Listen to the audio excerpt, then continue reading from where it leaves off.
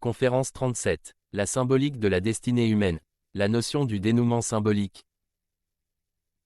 Point. Si les êtres humains ne se perdaient pas complètement dans les nécessités et les nombreuses futilités de l'existence quotidienne, s'ils voulaient, au contraire, employer quelque attention à observer les grands et les petits événements dans ce qui les entoure, ils arriveraient bientôt à une nouvelle connaissance. Ils seraient étonnés d'eux-mêmes et trouveraient à peine croyable qu'ils aient pu, jusqu'alors, survoler du regard, sans réflexion, quelque chose d'aussi frappant. Ils ont vraiment toutes les raisons de secouer la tête de pitié sur eux-mêmes. Avec un peu d'observation s'ouvrirait soudain devant eux tout un monde d'événements vivants rigoureusement ordonnés, qui oblige à reconnaître distinctement la rigoureuse guidance d'une main plus haute, le monde de la symbolique. Celui-ci s'enracine profondément dans la partie de matière fine de la création, seules ses extrémités les plus éloignées apparaissent comme des prolongements dans le terrestre visible. C'est comme une mer lorsque la surface est complètement calme, les mouvements constants qui l'agitent ne sont visibles que sur le rivage où viennent mourir les petites vagues. L'être humain ne presse pas qu'avec un effort minime d'attention, il peut observer clairement l'activité du karma si décisive et si redoutée par lui. Il lui est possible de se familiariser davantage de sorte que la crainte, qui s'éveille souvent chez les êtres humains qui pensent, se détache peu à peu avec le temps et le karma perd son caractère effrayant.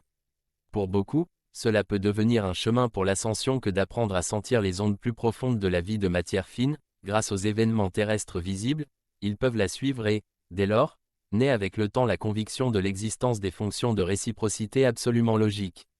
Lorsqu'un être humain est arrivé à cette connaissance, il s'adapte lentement, pas à pas, jusqu'à ce qu'il reconnaisse enfin la force propulsive rigoureusement logique et sans lacune, émanant de la volonté consciente de Dieu dans la création entière, donc dans les mondes de matière dense et de matière fine. À partir de cet instant, il tiendra compte de l'existence de cette force et il s'y pliera volontairement. Cela signifie qu'il nage dans la force, dont les effets ne peuvent que lui être profitables. Cette force le servira s'il sait l'utiliser et s'y adapter correctement. C'est ainsi que la fonction de réciprocité ne peut alors se déclencher que de façon à lui apporter du bonheur. En souriant, il verra s'accomplir chacune des paroles de la Bible qui, à cause de sa candide simplicité, lui devenait une pierre d'achoppement et dont l'accomplissement menaçait de devenir trop difficile, parce que, selon la conception qu'il avait, elles exigeaient de lui une mentalité d'esclave. L'obéissance arbitraire exigée de lui qu'il ressent désagréablement, devient peu à peu à ses yeux clairvoyants, la plus haute distinction qu'une créature puisse expérimenter, un don vraiment divin, qui porte en soi la possibilité d'un énorme déploiement de forces spirituelles, permettant une coopération personnellement consciente à l'œuvre magnifique de la création.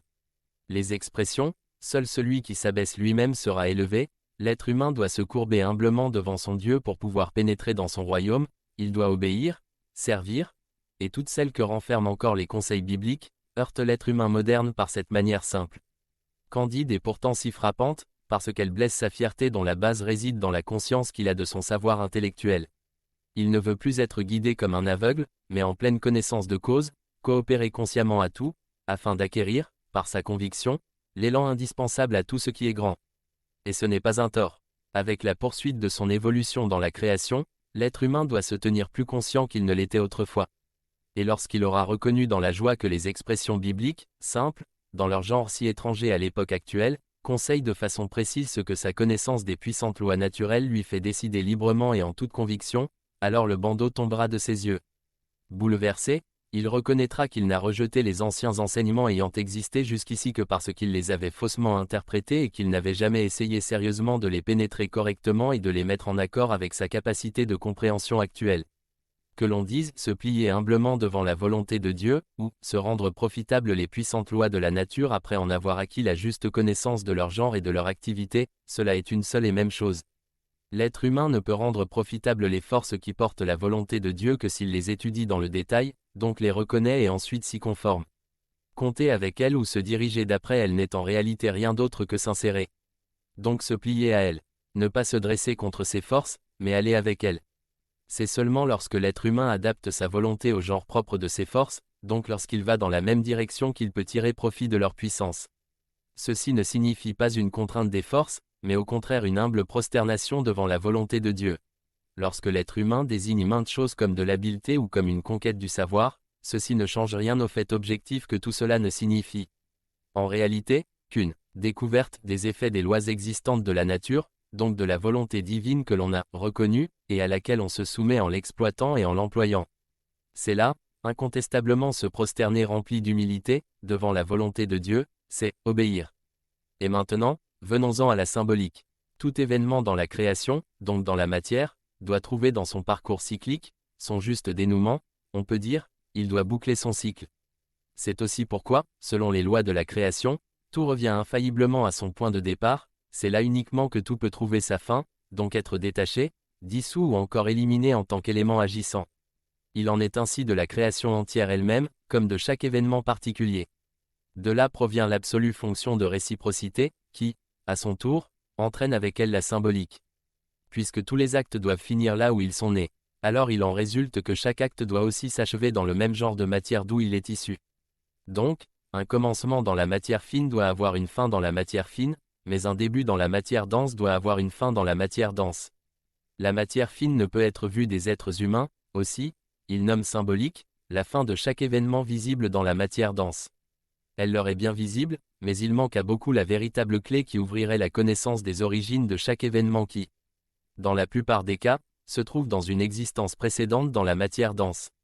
Si donc, le déroulement de la plus grande partie de tout événement dû à la fonction de réciprocité ne se produisait que dans le monde de matière fine, alors le karma qui se manifesterait ne pourrait jamais parvenir à un complet dénouement, si la fin ne se jouait pas dans le monde de matière dense et ne s'y rendait pas visible.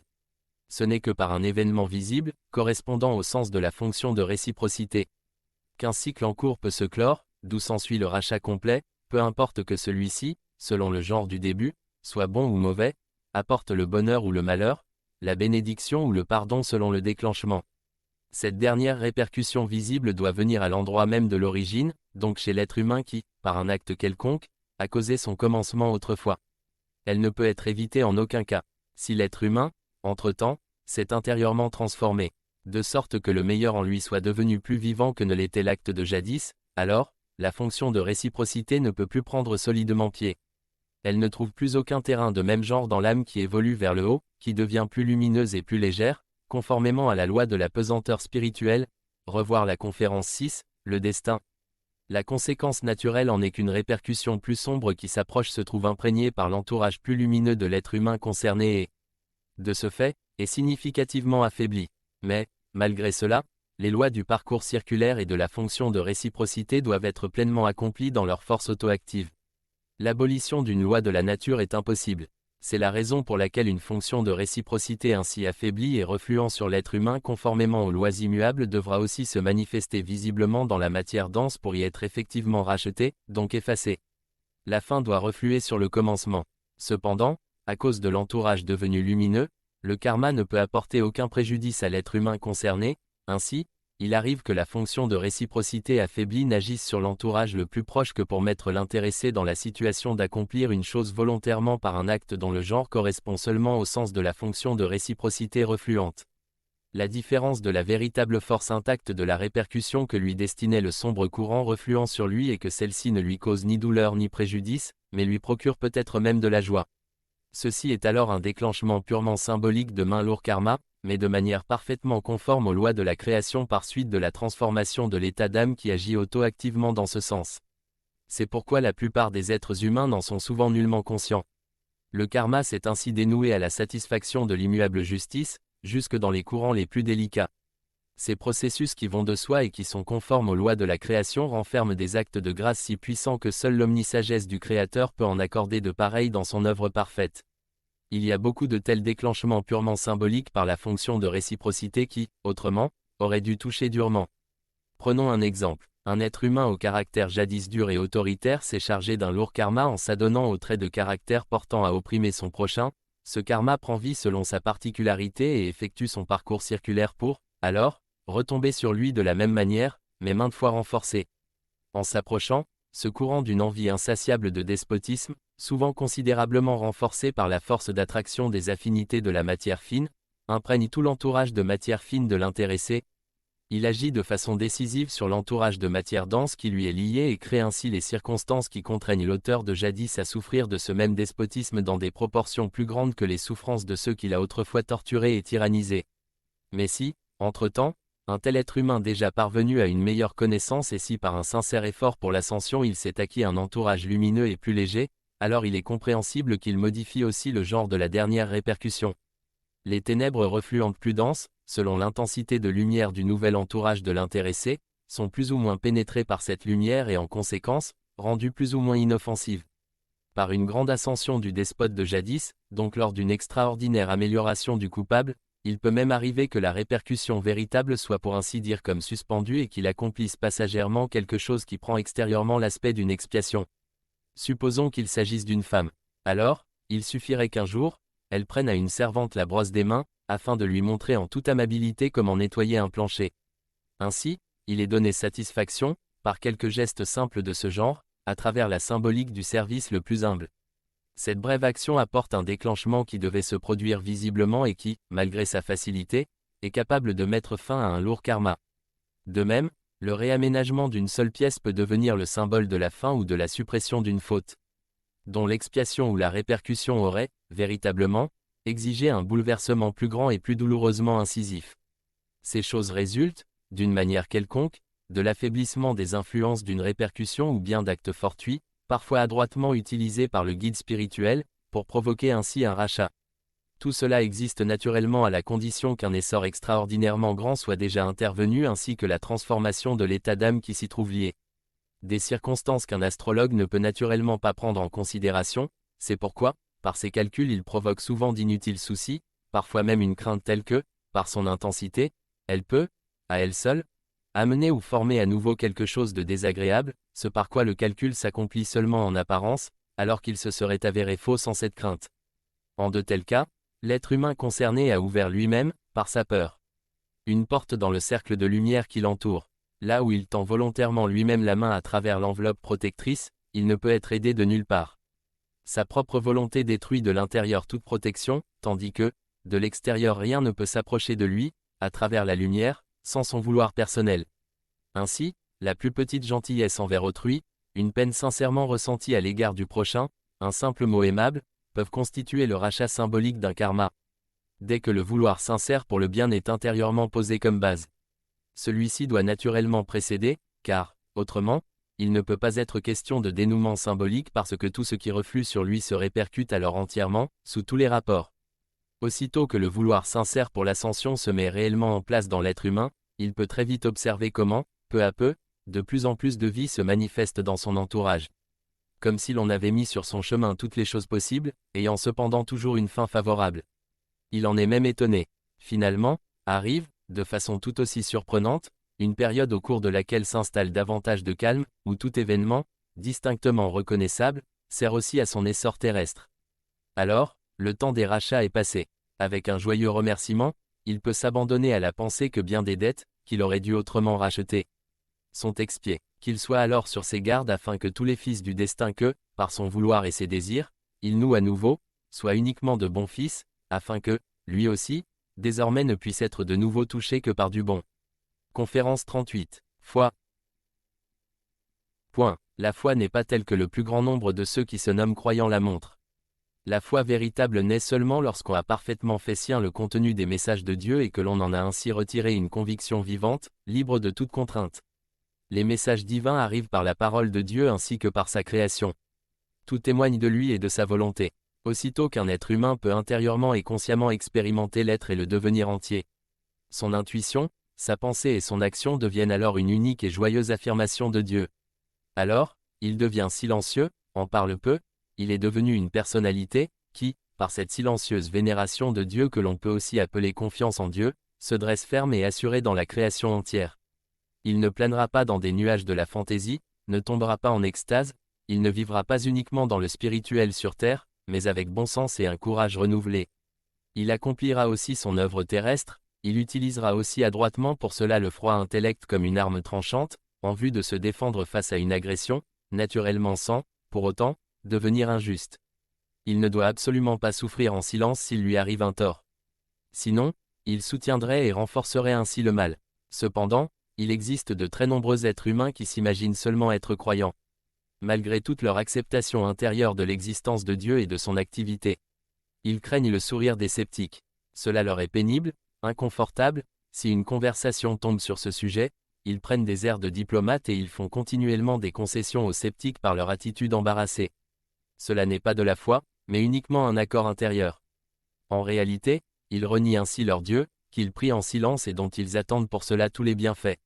La prise d'égard mensonger vis-à-vis des sceptiques ne peut être excusée par le fait que la cause serait, pour des croyants, trop sacrée et trop sérieuse pour risquer de l'exposer à d'éventuelles moqueries. Cela ne s'appelle pas, non plus, de la modestie, mais exclusivement une vile lâcheté. Exprimez donc enfin, par la parole, de quel esprit vous êtes les enfants. Il faut se tenir sans crainte devant chaque être humain, avec la fierté qui appartient aux enfants de Dieu. Alors seulement, les sceptiques seront contraints de refréner leur raillerie trahissant uniquement leur incertitude. Mais, à présent, ils sont encouragés et nourris uniquement par le comportement craintif de nombreux croyants. Ces êtres humains se leurrent eux-mêmes, parce qu'ils ont donné au mot foi une toute autre signification que celle que ce mot exige. La foi doit être vivante, ce qui signifie qu'elle doit devenir conviction, elle doit se traduire en acte. Elle devient acte dès qu'elle a tout imprégné, intuition, pensée et action. Elle doit, de l'intérieur vers l'extérieur, sans devenir importune, devenir tangible et visible, donc compréhensible par elle-même dans tout ce qui appartient à l'être humain. On ne doit pas la brandir comme une illusion ni comme un bouclier. Mais tout ce qui devient extérieurement perceptible chez l'être humain doit exclusivement manifester l'irradiation naturelle du noyau spirituel intérieur. Exprimée en langage populaire, la véritable foi doit donc être une force qui, irradiant de l'esprit de l'être humain, pénètre sa chair et son sang et devient ainsi une unique évidence naturelle. Rien d'artificiel, rien de contraint, rien d'appris, mais uniquement la vie. Considérés de nombreux croyants, ceux-ci affirment absolument croire à la poursuite de la vie après la mort et ont, en apparence, orienté leurs pensées en conséquence. Mais s'il leur arrive, lors d'une quelconque occasion, de recevoir une preuve de cette vie de l'au-delà, alors ils sont effrayés et profondément ébranlés. Ainsi, ils montrent précisément qu'au fond ils n'étaient pas tellement convaincus de la vie de l'au-delà. Sinon, une preuve occasionnelle de ce genre devrait leur paraître comme toute naturelle. Ils ne devraient donc ni s'en effrayer ni en être particulièrement bouleversés. En dehors de cela, il y a encore d'innombrables événements qui montrent, de façon précise, le peu de foi qu'ont ces prétendus croyants. La foi n'est pas vivante en eux. Ok, bonjour à tous. Nous venons de terminer avec les conférences 37 et 38. Et donc nous allons continuer avec les conférences 39 et 40, intitulées respectivement Bien terrestre et la mort. Donc je vous dis à tout de suite.